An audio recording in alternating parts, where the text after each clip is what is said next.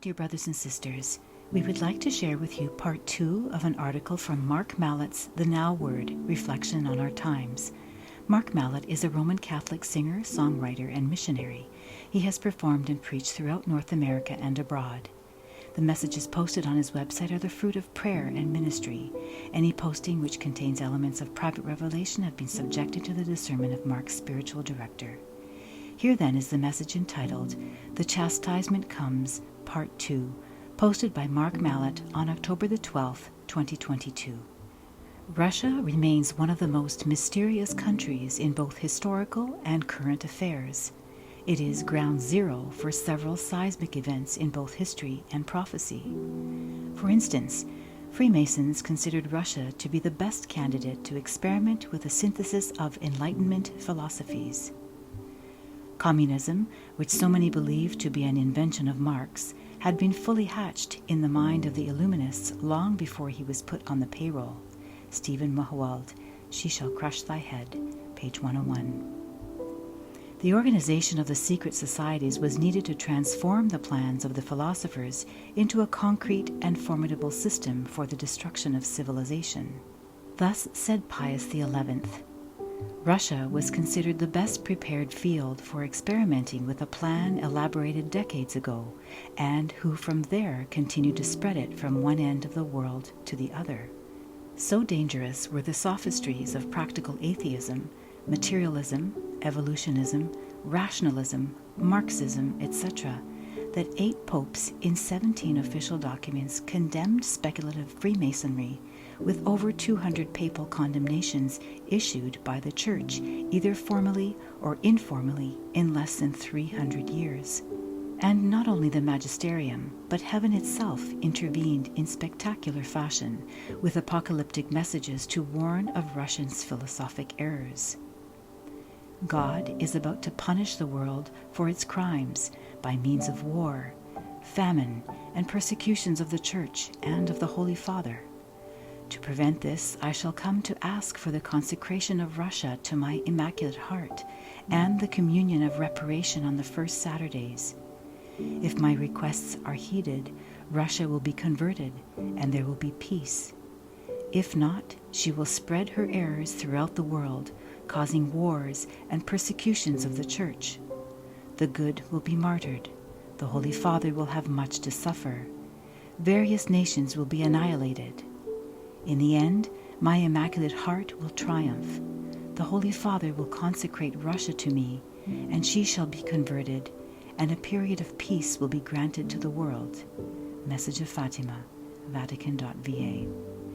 Clearly, the errors of Russia have spread throughout the entire world, as the West, in particular, has not only abandoned its Christian roots, but has begun to wholly embrace and spread neo-communistic ideals under the guise of green politics, environmentalism, and public health care. Jackboots have been replaced with health mandates, paper passports are being replaced with digital IDs, and the robbery of personal property edges ever closer as governments increasingly force their population to reduce their carbon footprint for the common good. Very clever, but very obvious to the student of communism. It's also extraordinarily ironic in that the West has virtually traded places with the USSR. Russia, a pivotal moment? As you read above, Our Lady's triumph would hinge upon the conversion of Russia, particularly through its consecration to her Immaculate Heart through the decisive intervention of the Holy Father. There were several attempts made throughout the decades, but never quite according to Our Lady's requests, according to intense debate among theologians. Then, in March 25, 2022, Pope Francis, in union with the bishops of the world, made this consecration. Therefore, Mother of God and our Mother, to your Immaculate Heart we solemnly entrust and consecrate ourselves, the Church and all humanity, especially Russia and Ukraine. CountdownToTheKingdom.com. So, is Russia in a process of conversion? Many would argue yes, even since the imperfect consecration of St. John Paul II some 38 years previous. But clearly, this is an unfinished process, particularly as Russia has become an instrument of war, not peace. an instrument perhaps of chastisement. Putin, an indictment. Again, the great irony is that Russia appears to be aligned now against the forces that are replicating the very errors her communism had spread throughout the world. In a recent speech, Russian President Vladimir Putin has essentially declared war on globalism.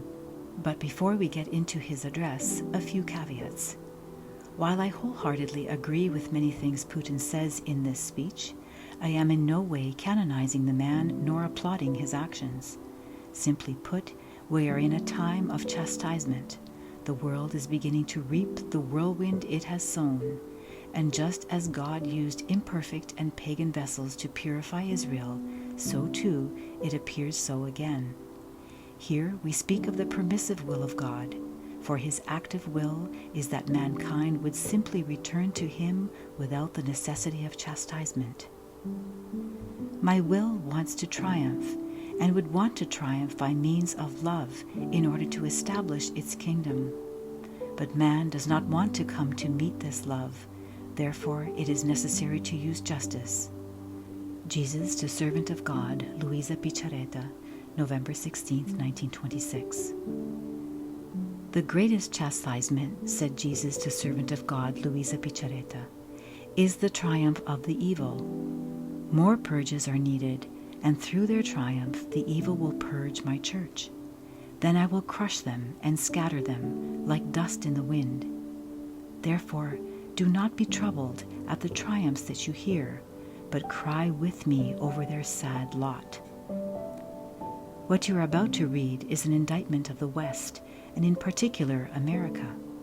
It is an indictment, albeit by an imperfect man. Recall the story of King David when Shimei appeared cursing him.